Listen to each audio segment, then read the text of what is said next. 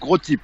Premier exercice que je donne à faire à mes clients, c'est des exercices pour répondre à 4 questions en moins de 5 secondes quand tu arrives sur n'importe quelle page web.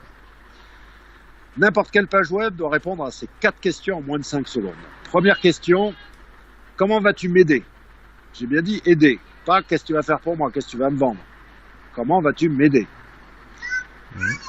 Deuxième question, qui es-tu? Il faut savoir qui tu es, minimum syndical. Et me dis pas, oui, je cliquais sur qui sommes-nous, machin. Non, 5 secondes.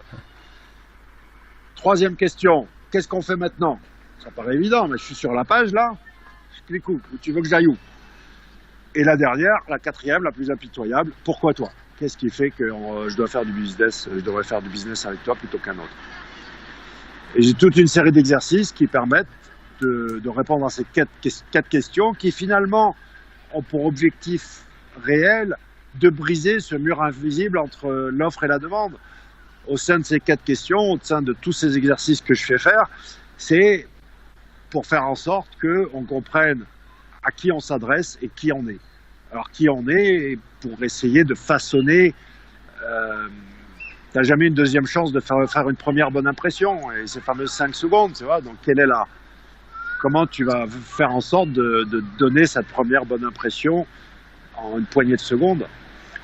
Oui, tout à fait. Donc là, en répondant à ces 4 questions, tu englobes et tu lèves un petit peu toutes les objections que pourrait avoir un prospect qui découvre ton site pour la première fois, et tu réponds à toutes les questions, on va dire entre guillemets vitales, qu'un acheteur se pose avant de dépenser son argent sur un site, quoi.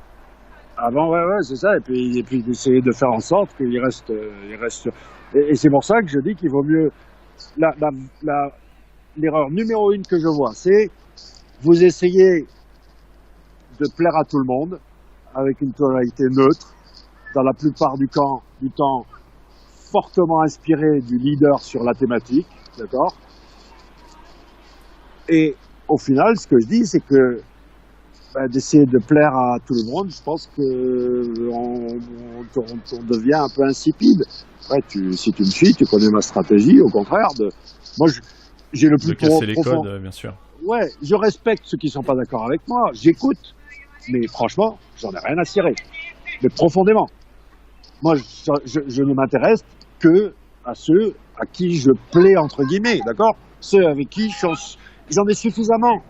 J'ai suffisamment de personnes avec qui je suis sur la même longueur d'onde pour n'en avoir mais rien à faire du reste